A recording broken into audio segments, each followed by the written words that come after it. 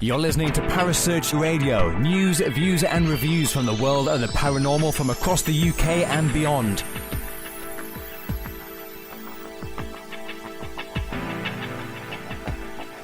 Find us on Facebook, Twitter and the World Wide Web. Parasearch UK Radio.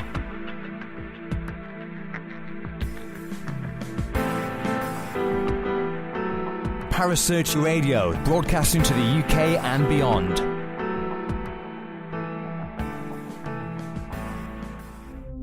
The views and opinions expressed by presenters and guests are their own and do not necessarily reflect the official policy or position of Parasearch Radio or its affiliates and sponsors.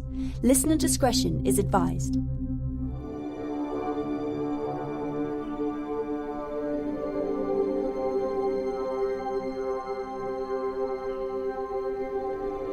You're listening to Kerry Greenaway and Mark Manley on the Dark Mirror Paranormal Show, only on Parasearch Radio.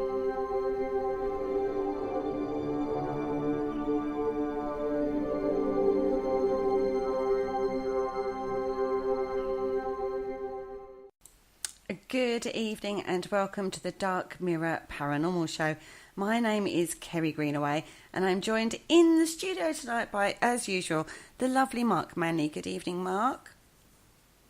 Good evening, viewers. And the lovely Caz Rooney. Good evening, Caz. Good evening, all. So what are we talking about tonight, guys? Ghost parts again? I don't know. We're talking about the Bermuda Triangle. We are going to talk about the Bermuda Triangle. And no, ladies, that is not a new type of waxing, okay? For goodness sakes. Already? He started already? Yes. Ah. Okay, so where is the Bermuda Triangle, everybody? Over Bermuda. It's the western part of the North Atlantic Ocean. Okay. It's all gone dead. What happened? It went dead! What went dead? It went dead, my end. Oh, it's just because I stopped The talking. That's all that was. Is between Florida, Puerto Rico and Bermuda. Bermuda Triangle. I love that song. Anyway, why is this area supposed to be so weird? Because there has been lots of disappearances and strange occurrences that have happened over the years, including and not including Buddy Holly disappearing, but that was caused by bombs, and a few others. There is quite a lot of unexplained activity, alleged unexplained activity that goes on in this area, and it has really been a thing that caught the public's imagination. Now, the term Bermuda Triangle was first used in an article written by Vincent H. Gaddis for Argosy magazine in 1964. In this article, Gaddis claimed that in this strange sea, a number of ships and planes had disappeared without any explanation. I kind of want to go do-do-do-do-do-do-do at that point. And have slick back hair and a suit and go somewhere far, far away.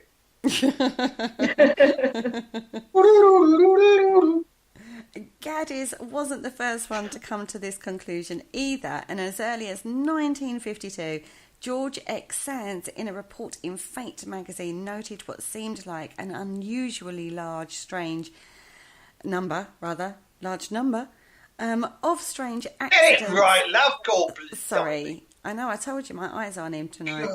That's Strange what that is. accidents in that region. And in 1969, John Wallace Spencer wrote a book called Limbo of the Lost, specifically about the Triangle.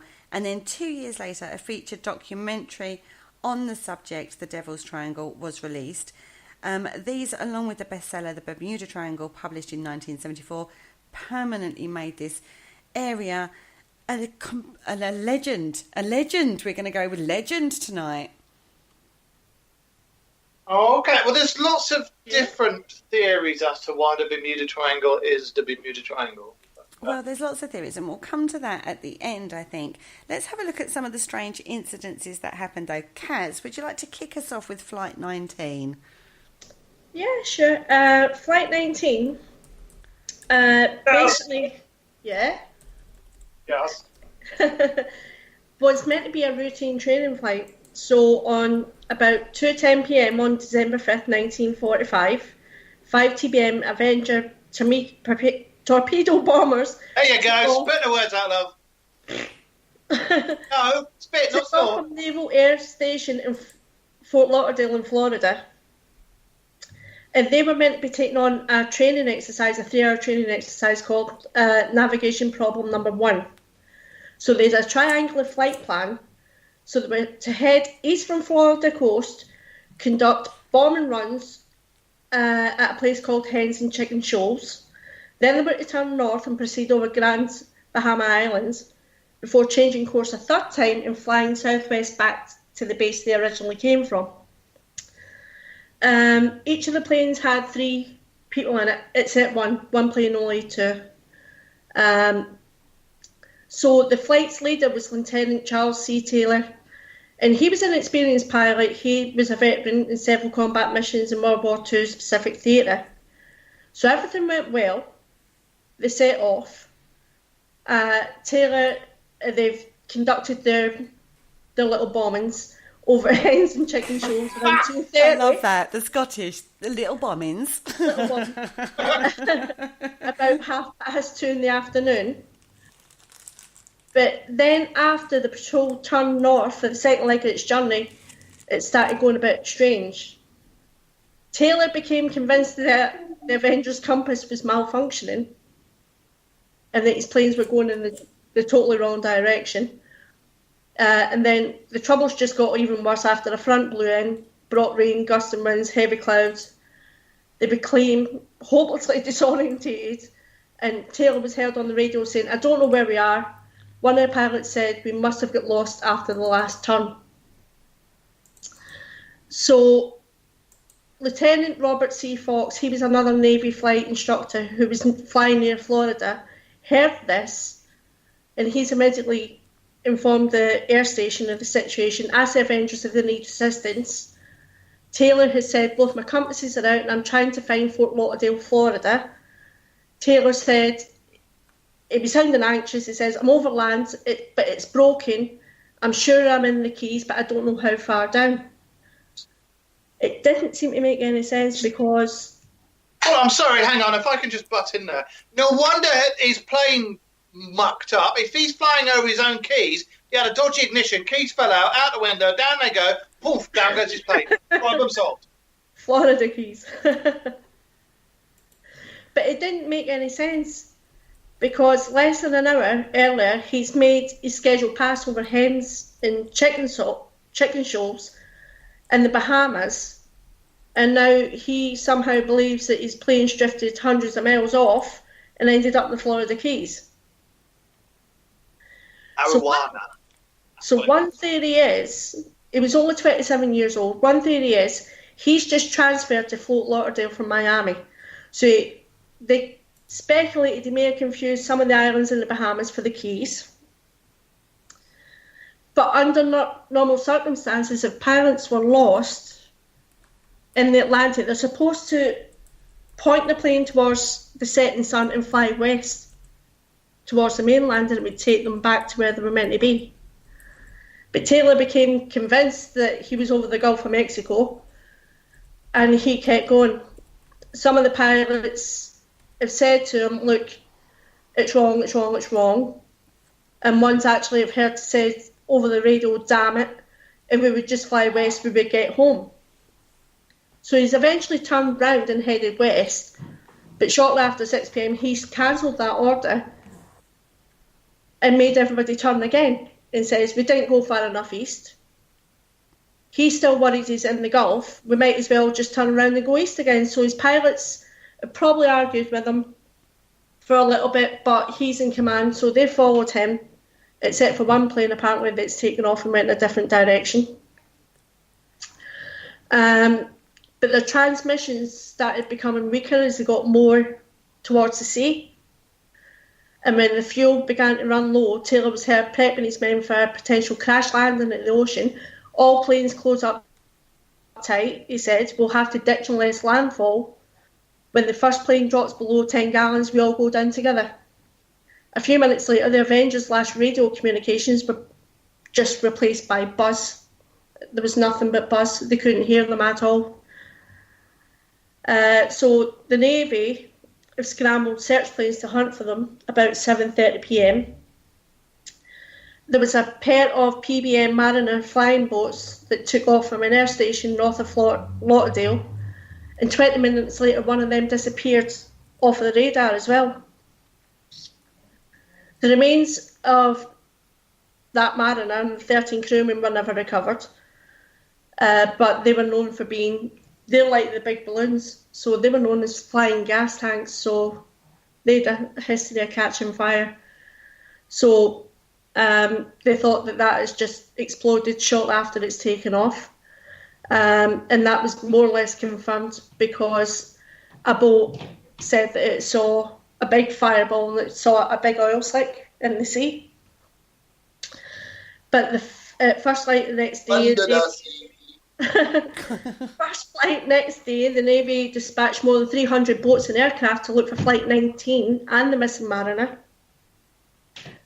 They spent 5 days and covered more than 300,000 square miles trying to find them. And Navy Lieutenant David White said they just vanished. We had hundreds of planes out looking. We searched over land and water for days, and nobody's ever found any bodies or any debris. So eventually, it's went to an investigation. They couldn't come up with anything, so basically they put it down to causes of reasons unknown. It's just gone. But it is a huge, huge area that they were searching, isn't it? 300,000 square miles. Yeah.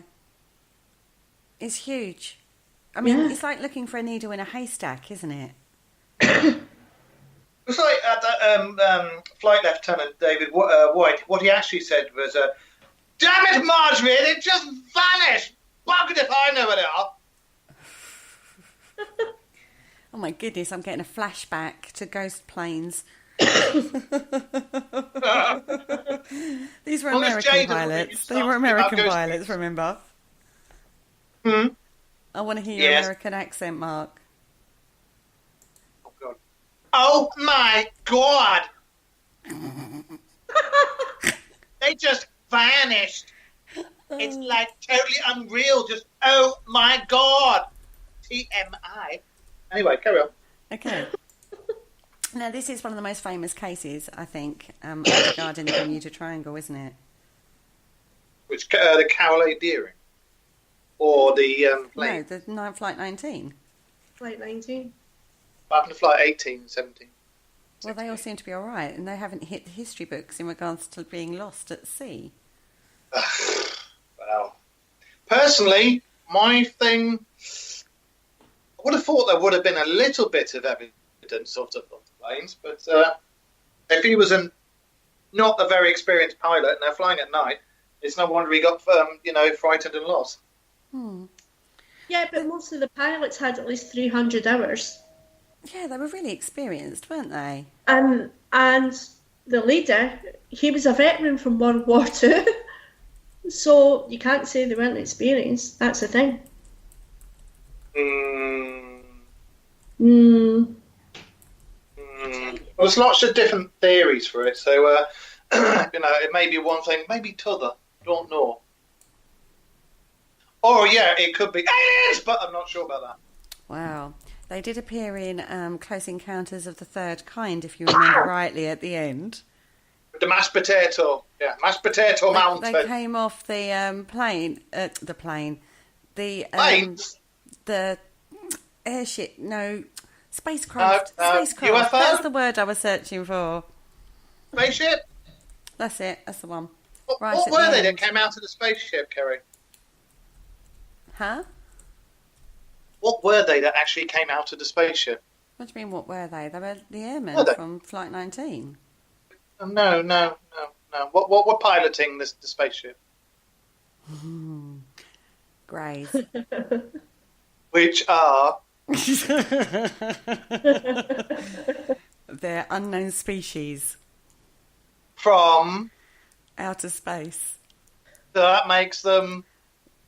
Non-human. aliens!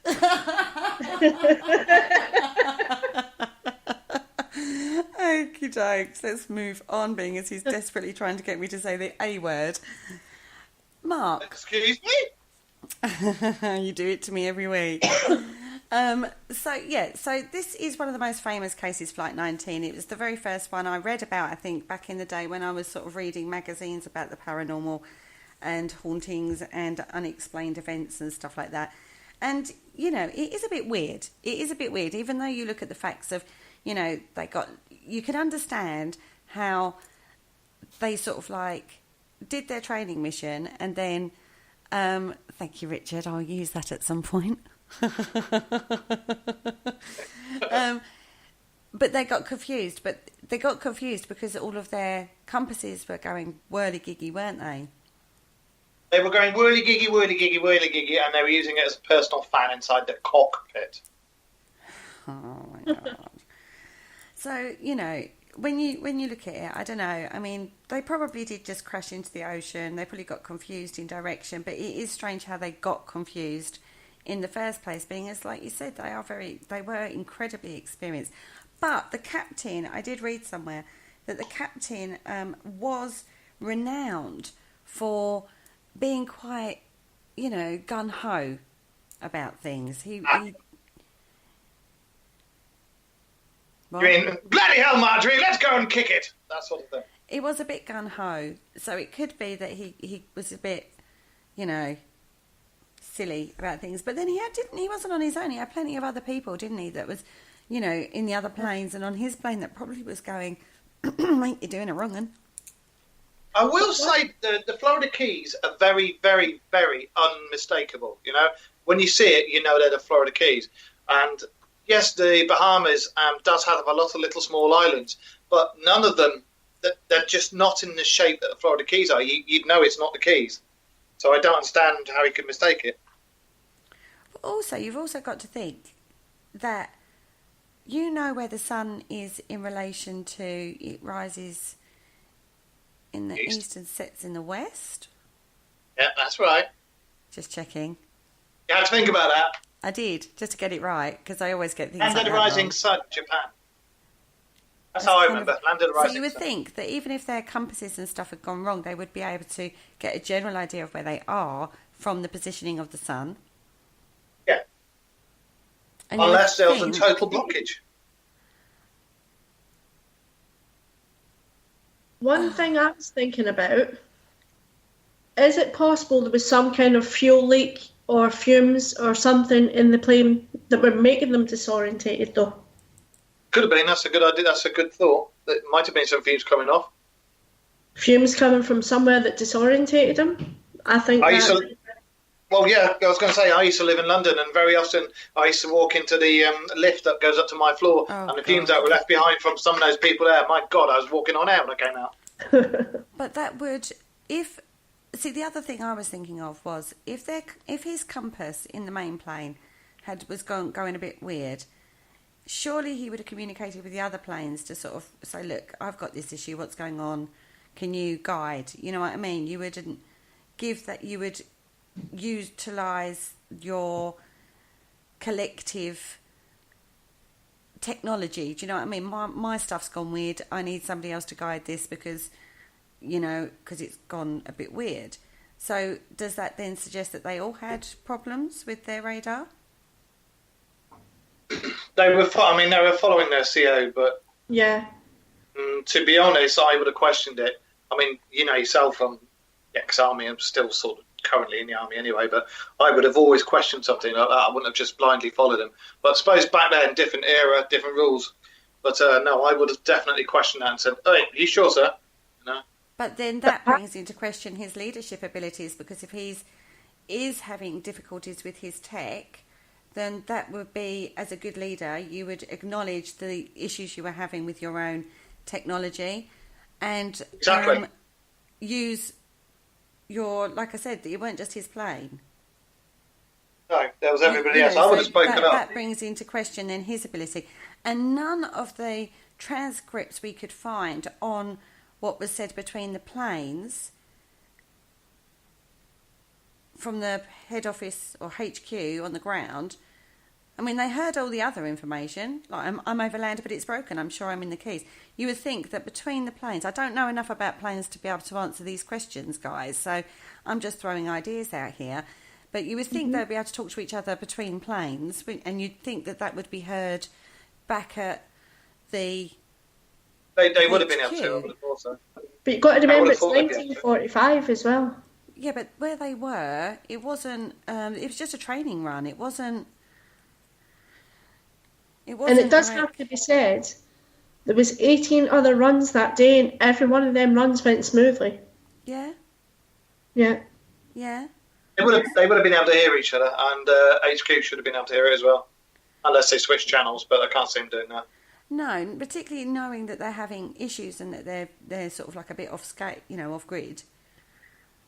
They're not on the flight plan that they're supposed to be following. You would imagine they would be following that flight closely. Well, exactly. Personally, I think, it's only my thoughts, I think his compass may have bugged up inside the plane, and that would have just made him get completely disorientated.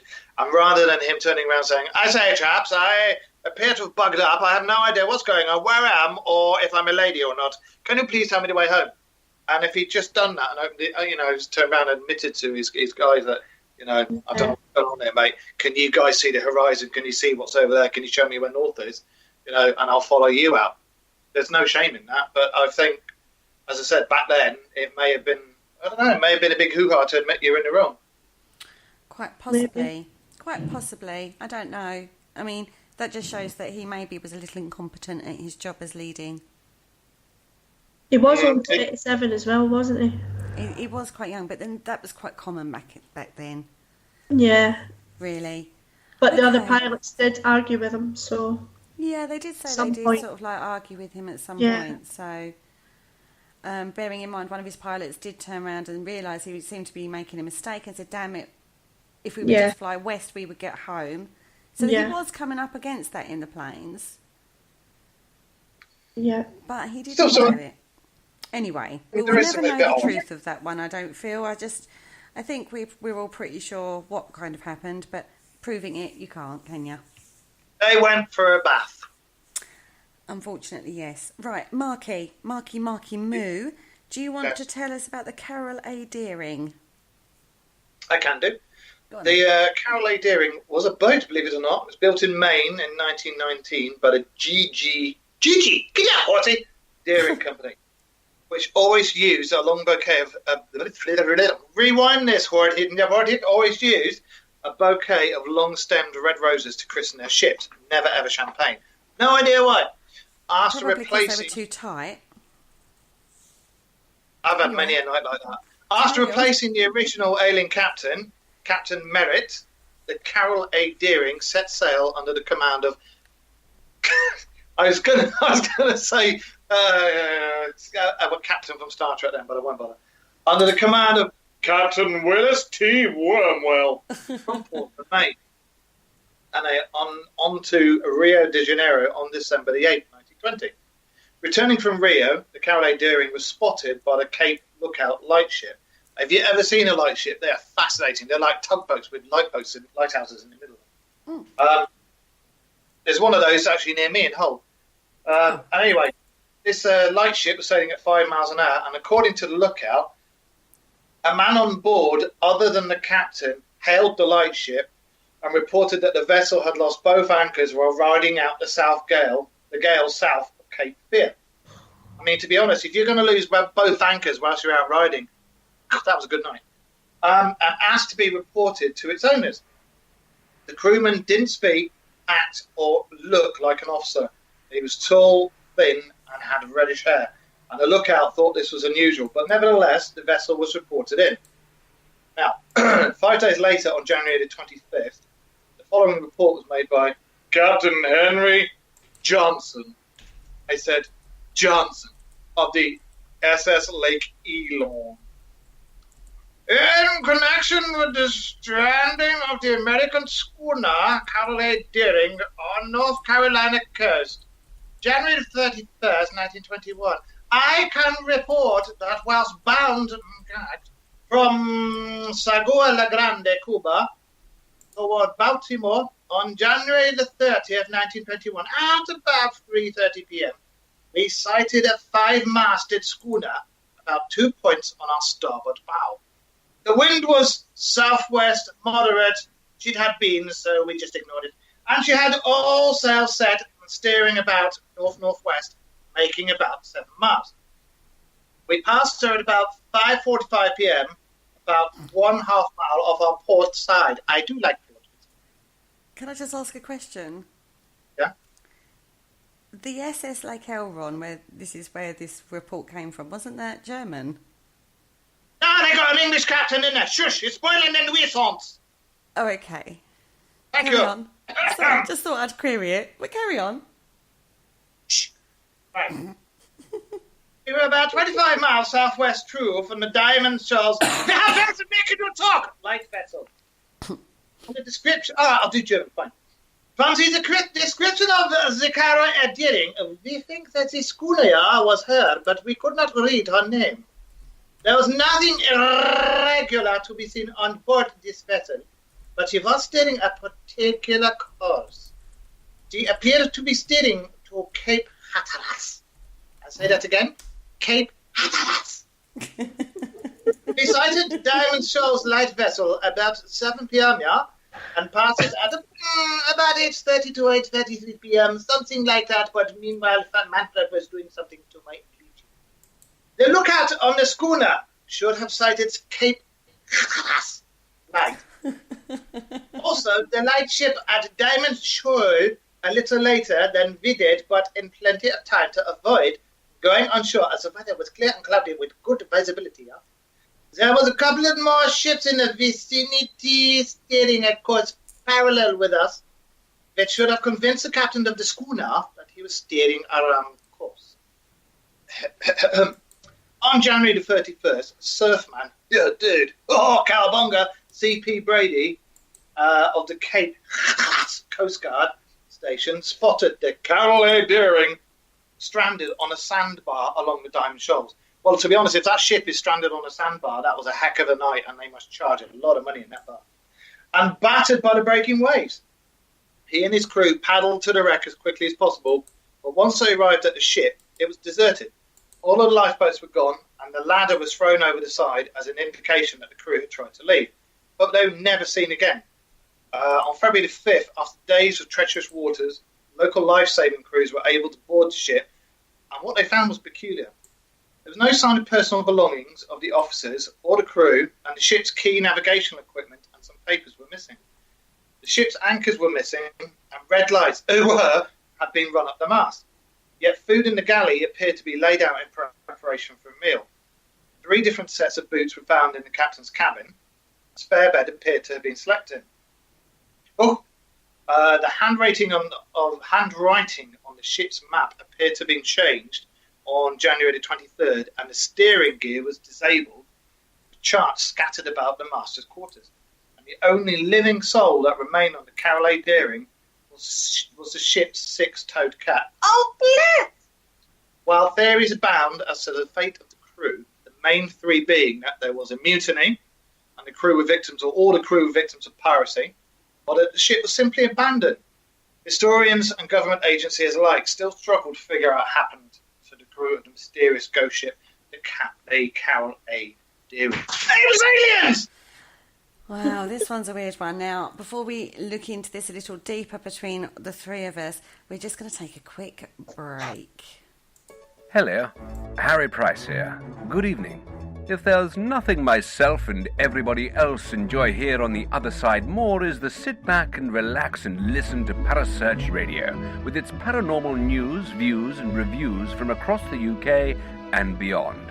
Make sure to find out more about them on Facebook, Twitter and the World Wide Web, whatever they are, to keep up to date with all their broadcasts throughout the week.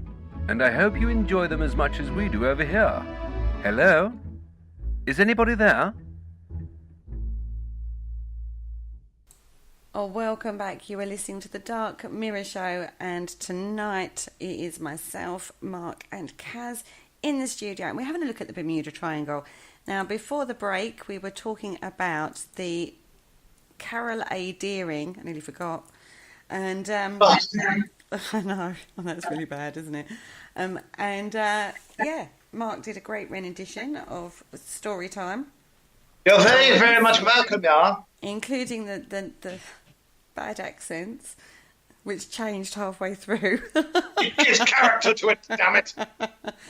Now, this one is, I actually think this one is probably one of the most explainable. It's almost like they tried to make it like the Mary Celeste and it failed miserably. Yeah, I think pirates myself. What do you think, Caz? Pirates. I think that's, I think that sounds sort of like pretty good. I mean, the only thing I thought was a little strange was that there were no sign of personal belongings of the officers or the crew. And the navigational equipment and some of the papers were missing. But apart from that, everything else was there. If it was piracy, they would have taken some of the papers anyway. Taken all of it. Pirates would have taken all of that. You would think, wouldn't you?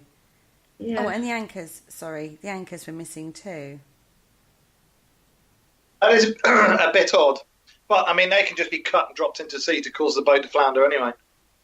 Yeah, so the incident could have happened further out. And they got, pirates boarded in the old-fashioned, methody kind of way. But hearties are! Swinging across, you can imagine it now, can't you? Did what they do, and then before they left the ship, cut the anchors so the ship just drifts, and maybe threw the crew all over the deck. Not over the deck, overboard even. It's a possibility, isn't it, guys? Yeah, I think it's a real possibility. I reckon definitely piracy. Piracy. We're going to go with piracy, which is pretty much what's thought about this one anyway, isn't it? I think piracy, and I think the first story was possibly human error.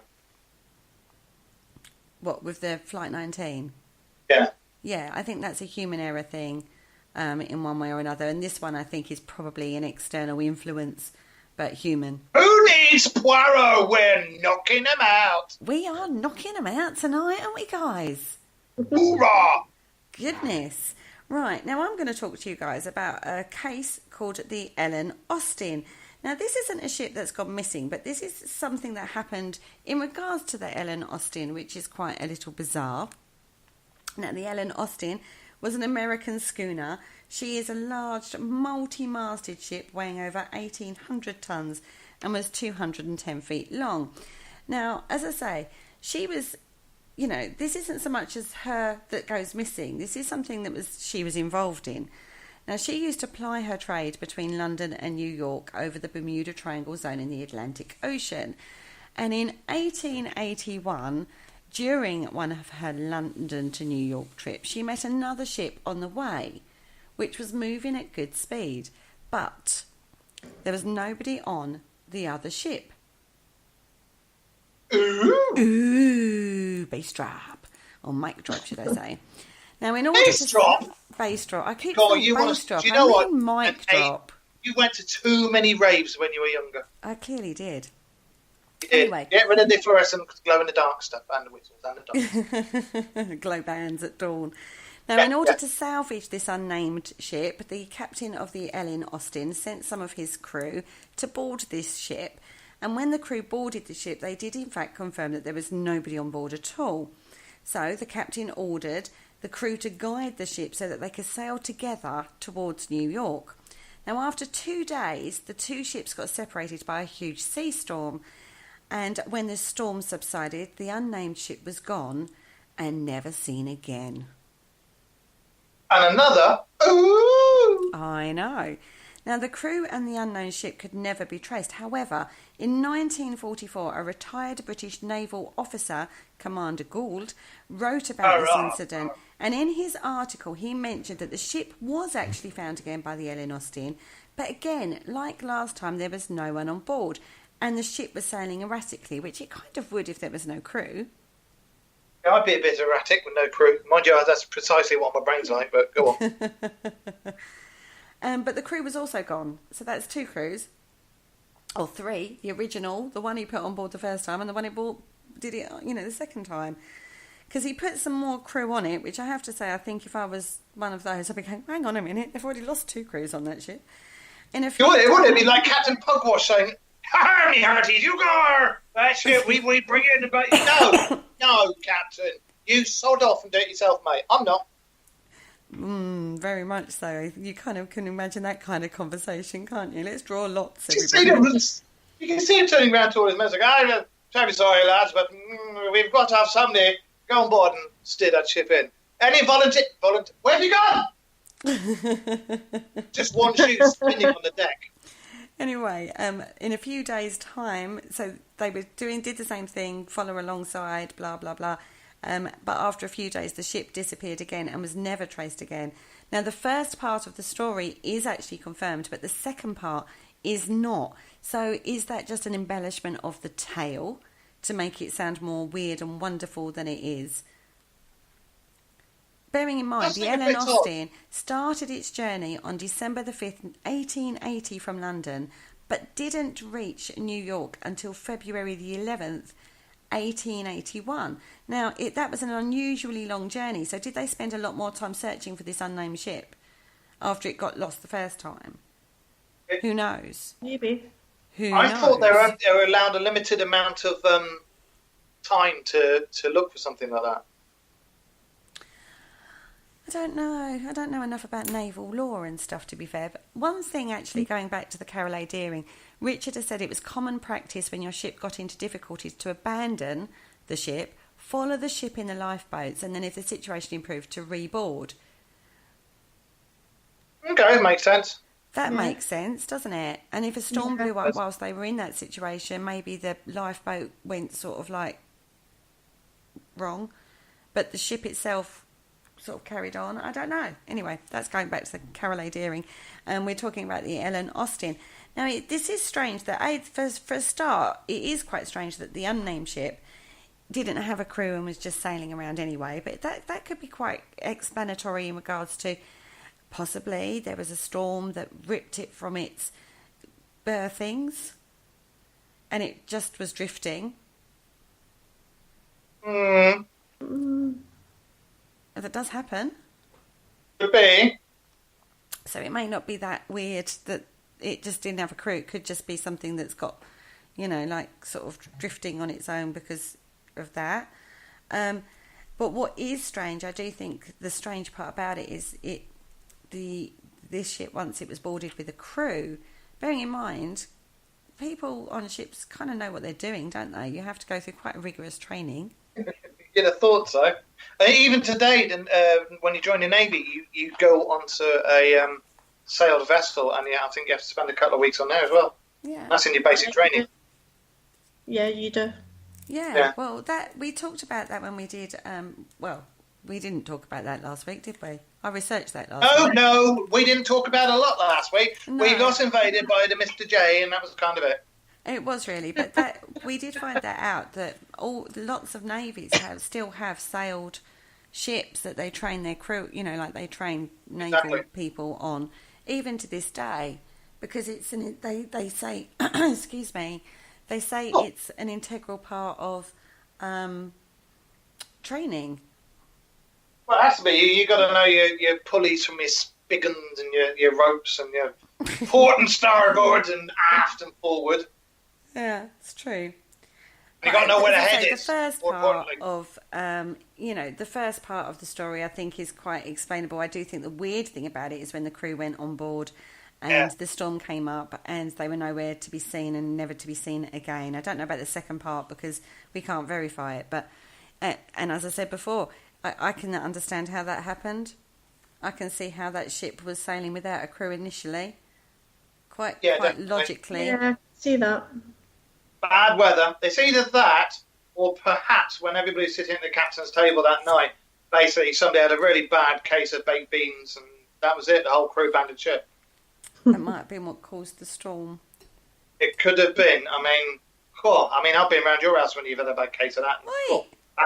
Abandoned house. I thought you were going to be nice to me. I am. I haven't mentioned anything about me. I do that. Duvet flies off. Dogs and cats cry and get into hazmat suits, everything. You can see why the ship would get abandoned. I don't know. Anyway. Richard says ships going missing or have been found without crews on board is not that uncommon worldwide, but when it happens in the Bermuda Triangle, because of this legend that's built up around the Bermuda Triangle, it just gains more attention. You can see that. I mean, there's quite a few places all around the world that are similar to the Bermuda Triangle. You know, things disappear and, you know, the press get hold of it, or people writing books get hold of it and go, "Aha, you shall call it this." And then it gets its own reputation and builds it up over time. Yep, I agree. Right, it doesn't help that people call it the Devil's Triangle. That doesn't. It does sort of. The Devil's Triangle. That's another type of waxing. Oh my God. Anyway, Kaz, do you want to talk to us about the USS Cyclops? They've got one eye, so be careful.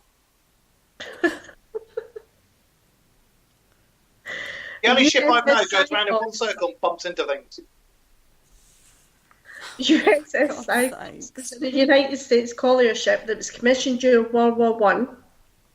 She was launched May the 7th, 1910, and was commissioned on May the 1st, 1917. Lieutenant Commander G.W. Worley was placed in command of his ship. Her first journey during her wartime service was a trip to Saint Nazaire, France, in June 1917. She returned to the east coast of the United States the following month. She operated there until January 1918. She had a short stay in Nova Scotia. The USS Cyclops was assigned to the Naval Overseas Transportation Service in January 1917. She was then sent to Brazil. Brazil? Yeah. That's another waxing. What on earth are you on tonight? Yeah, I know. Actually. He's really bad, isn't he, tonight? She was sent to Brazil to aid in the refilling of British ships there. The ship left Brazil February 16th, 1918. On March 3rd and 4th, she was known to be in Barbados. And that was the last ever seen or heard of the USS Cyclops. There was no distress call, no debris, wreckage, or any evidence of the ship's demise ever found. There were 306 passengers and crewmen aboard the ship at the time. It was the largest collier in the United States fleet at the time. It had a cargo holding capacity of more than 10,000 tonnes. Something rather destructive would have to have happened to a ship that size to vanish with no distress call. And it was originally thought by some that an enemy ship must have torpedoed the USS Cyclops. However, there's no German record of an attack on that ship, and there's no way of knowing what her location was when she vanished. You have no way of proving we did this, yeah? Therefore, there's no way of looking for any wreckage, because you can't pinpoint what the exact location was. A collier ship is a steamship, isn't it? That's why it's called a collier ship, because it is coal fueled. Yeah. I mean, those things used to go bang, didn't they? The boilers. Yeah, but with 306 people on board, that you'd think there would be some debris somewhere. To be honest, if they're in a row, like with the Titanic, one boiler goes, the others are going to go, and that's going to sink pretty rapid. You would have thought there would have been some, because back then you had Marconi, they had radio, so they would have been able to tap out an SOS, but the fact it just went gone, that's the older bit. So we need to work this out, and you must stop blaming us Germans, yeah? We weren't there, we didn't do it, nobody saw us, you can't prove anything. I have a question. Lies. Wasn't there an agreement that in the war, wasn't there an agreement that they didn't fire? No, there wasn't, was there? What about the Geneva Convention? I don't know, that they weren't allowed to fire on They're not supposed to fire on civilian vessels or merchant ships. I think someone broke that, though, didn't they? Yeah, they did. Funny enough, I think it was Germans they torpedoed. Their excuse was they thought that, I can't remember which ship it was or when it happened, but I remember the excuse was they thought it was in disguise and it was actually carrying military weapons and personnel, and it wasn't. Was it the Lithuanian or the Lusitanian or something like that? Lusitania, is that what you're thinking of? Was it that one? It could be, yeah, because that And then rings a that bell. broke the terms of that accord. Yeah, you could be right. You could be very right there, Where's but Penny you've when got you need her? I'm nothing. going to have to phone Penny later and check that one, because I'm sure that there's something to do with that. It'll be interesting to find out, actually, because it could be that they made a mistake. I went, oh God, okay, it was only a collier ship, so maybe... You can just say, okay, the captain's maybe if we just say we didn't do it, they'll believe us, and then they did it again, and I don't know. You can see the captain kind of There's looking going out. to be there's going to be no record of them doing it then. Exactly, because they're going to go, whoops, So nobody to check it. whoopsie. You can just see the captain looking out for his periscope going, but who fired that torpedo? It's heading straight to... Bang! Wolfgang. That is Wolfgang. Oh, yeah, shove him in torpedo tube at the fire. I mean, I don't know. I mean, I'm just putting a theory out there because there must have been incidences throughout the war like that where mistakes were made and, you know, at the time they were like, oh God, no. Oh my God, I made such a mistake. And they thought, okay, well, if we don't log it, we'll just pretend it didn't happen. But then maybe the big event which kind of blew that one out the water sort of like was too big for people to ignore because it was like a lot of people dying. I mean, 306 is quite a lot, but I think if I remember rightly, I'm sure it was Lusitania, but I could be wrong on that. I'm not being quoted on that because I didn't look into that bit of it, to be fair. Now, I did look through some incidences, but most of them are kind of really explained through bad weather or, you know, just people being silly or, you know, or they were found. I looked through sea, I looked through air, and quite frankly, it just, for the amount of traffic that goes through the Bermuda Triangle, I mean, there's a lot of traffic. This is a really, really busy area. We said this right at the top of the show, didn't we, guys? Yeah. It is a main shipping route that goes through there, and it is basically a plethora of craft. Oh, she's off with that word again. I love What is that word. It's a plethora. Before we go any further, the Lusitania, you know you were on about the rules that they broke? Yeah. Right, the Germans sank the Lusitania without warning, without provocation, and it was officially a non-military ship. And so the Germans were accused of breaching the internationally recognised cruiser rules. So, yeah, as I say, maybe this was one of those situations where they sort of made a mistake and did do it, but they didn't want to report it because, you know... But mistakes get made. He's young, he's an apprentice, he pressed the wrong button, yeah? Oop. Whoopsie-daisy, like I say, it's a bit of an oopsie. I mean, this was back in 1910. When did this happen? 1917, sorry. Yeah. 18. Trying to look back on my notes. Richard, a little wonder of historian of war, is in the chat room. He said that German U-boats were operating off the east coast of the United States during World War II. Very true. At the start of World War I, which actually fits more in with the timescale, there was an agreement not to sink merchant vessels, but after 1917, the Germans declared unrestricted warfare and seafare. The cruiser rules. Well, just warfare and sea, basically. Well, no, to be fair, you can't really have ship, boats, battleships, or submarines have warfare anywhere else but on the sea. I know. So there are loads and loads of theories, guys. Let's talk about theories. I know you're dying to.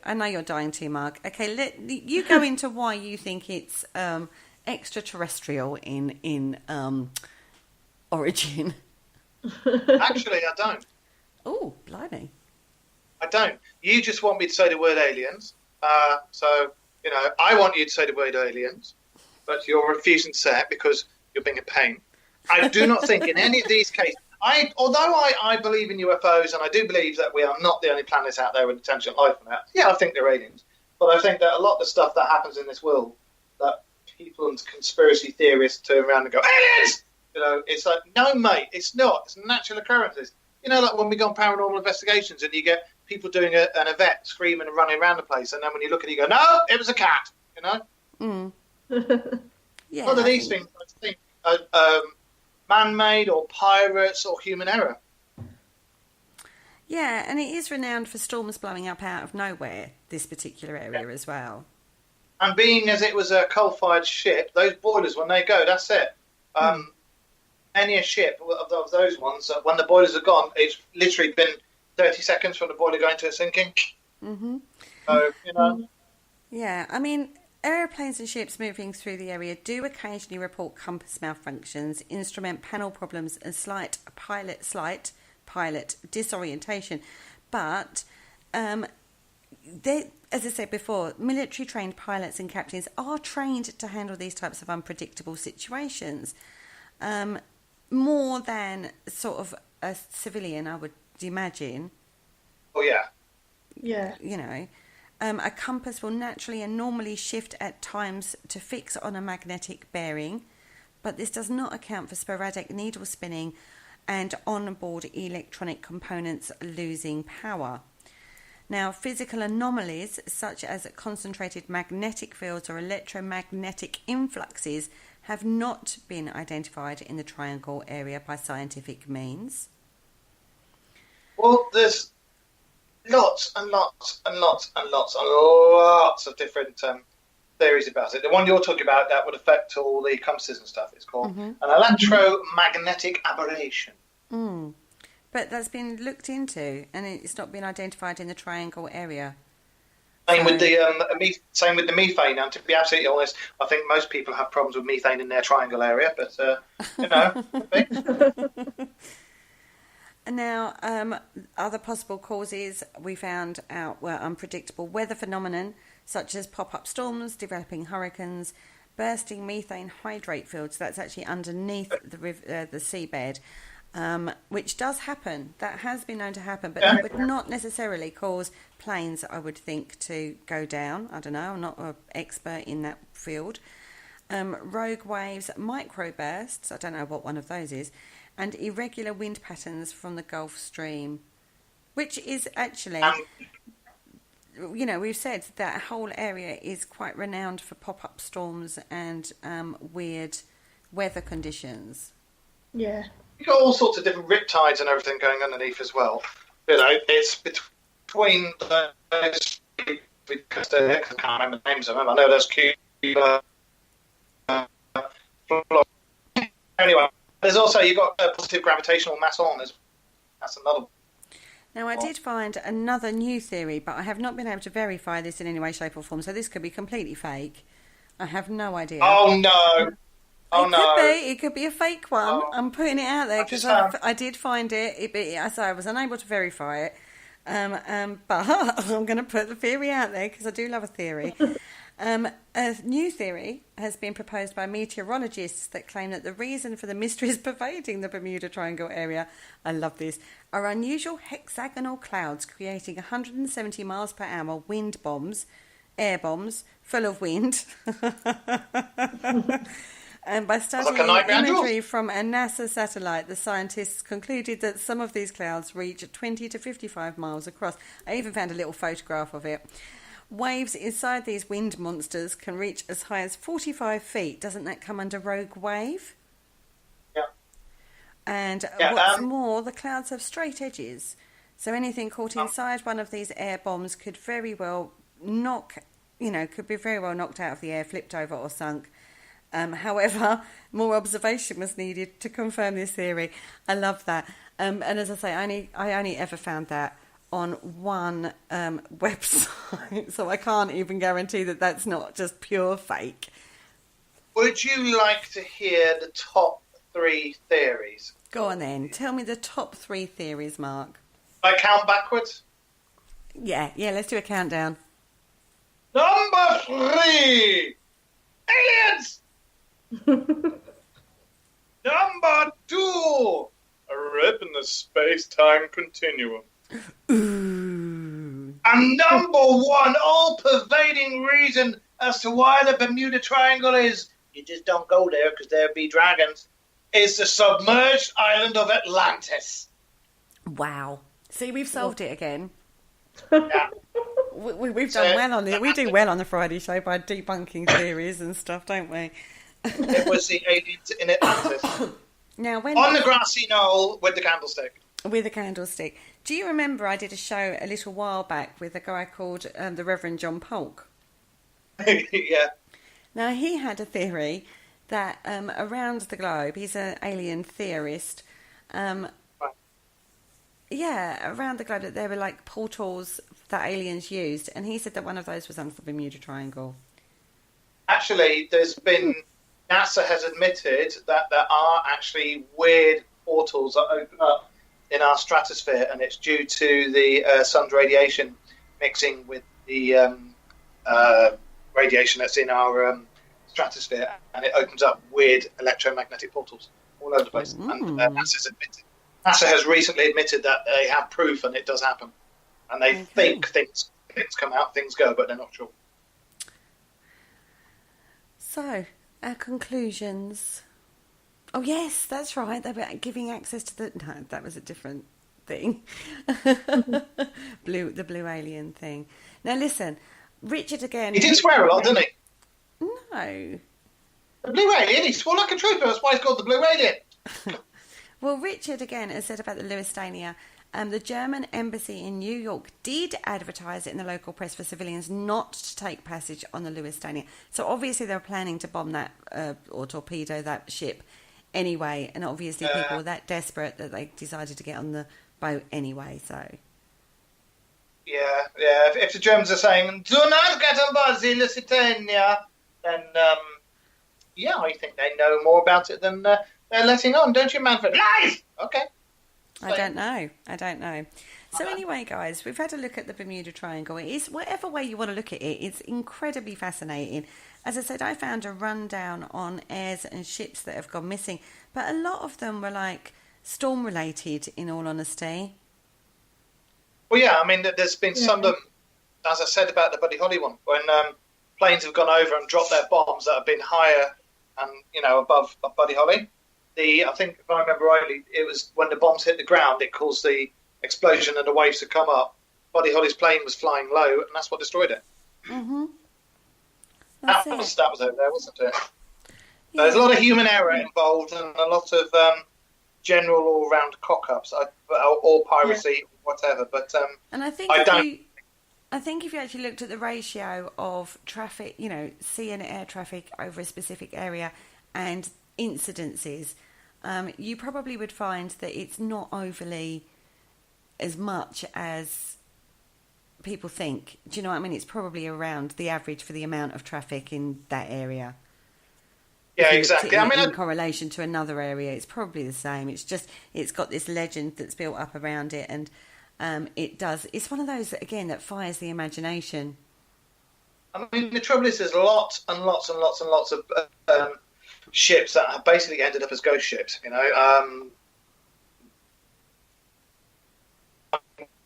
do a show on the ghost ships again after we got taken over, but some of those like Tamer, etc., etc., etc. So we can do another, include those into the ghost ships one.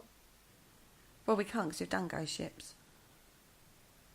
No, we attempted to do. That's true. We did attempt to do ghost ships. That's true. And it wasn't Buddy Holly, I'm being told. It was Glenn Miller.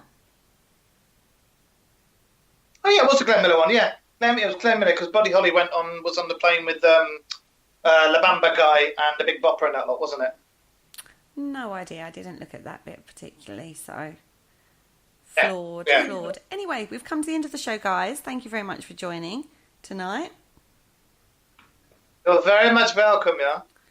Caz? Thank you. It's been fun. Now, we will discuss what we're going to do next week after the show, because we've been very, very naughty and not bothered looking at next week yet, as always. Tune in on Sunday. I have got the lovely Cheryl McGregor coming on. She is one of my crystal sisters, and she is phenomenal with what she is doing at the moment. And I'm being joined. I'm also being joined by Claire Hinks again next week as a co-host. So definitely tune in Sunday at 9 p.m. Now, next week we have shows going out every single night of the week, as you know. On Monday we have the Oddity Files. On Tuesday we have got, oh my goodness, this is going to be a good one. Paul Rook in the studio has Rob Lee and Kev Kerr in regards to skeptics in the paranormal field. On Wednesday, Penny, yeah, that's going to be a good one. Penny is talking about Tyneham Village on Wednesday evening. I'm still waiting to hear what the KTPF show is going to be about on Thursday. And we haven't decided yet what we're going to be talking about on Friday. So keep an eye on our Facebook pages. We have a group page, Parasearch Radio, yes. Oh, goodness me. Getting all in a tiz. And we also have a group page and a like page. So for show information, pop over there and give us a little like. We are also on YouTube, which if you click subscribe, you will be able to get a notification when a new show gets uploaded, just in case you miss us here over on Spreaker Live. Now, my beautiful, beautiful co-hosts, say goodnight. I think you should have done Specsavers personally, but good night! Good night! Good night, everybody. Thank you for joining us, and farewell. Thank you for listening. Don't forget to join us for more shows throughout the week. Find us on Facebook, Twitter, and the World Wide Web to keep up to date with all the shows right here on Parasearch Radio.